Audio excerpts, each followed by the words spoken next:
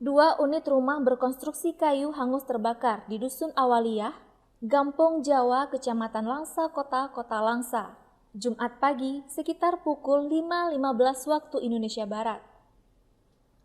Api berhasil dipadamkan sekitar pukul 7.15 waktu Indonesia Barat atau 2 jam kemudian setelah petugas mengerahkan 2 unit armada pemadam kebakaran Pos Timur dan Pos Barat untuk kemudian dilakukan pendinginan dan pemadaman hingga tuntas. Salah seorang saksi, Safrizal, menyebutkan pada saat kejadian, semua warga masih tidur.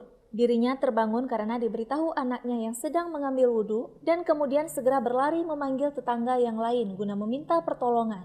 Sementara untuk pemilik rumah sedang berjualan sayur di pasar. Jadi pada saat kejadian keadaan rumah kosong. Berarti pas kejadian nggak ada orang ya Pak di rumahnya Pak? Kosong.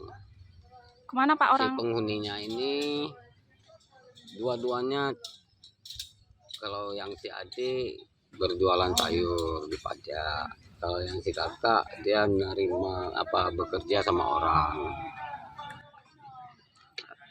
Jadi kondisinya subuh-subuh sebelum azan gitu ya Pak? Ya, si penghuni rumah karena dia orang jualan sayur, kan kebiasaan orang jualan sayur itu kan sebelum subuh udah berangkat kan, sebelum pun ngaji-ngaji udah berangkat.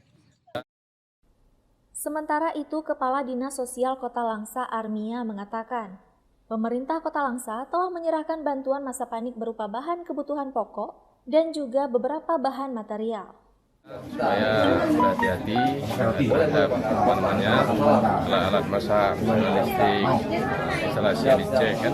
Jadi kami hadir sekarang ini untuk memberikan bantuan kepada korban kebakaran di Kampung Jawa ini. Mudah-mudahan dapat meringankan beban daripada korban ini dan supaya dapat sabar dalam menghadapi musibah ini, karena ini merupakan cobaan daripada Allah Subhanahu wa Ta'ala.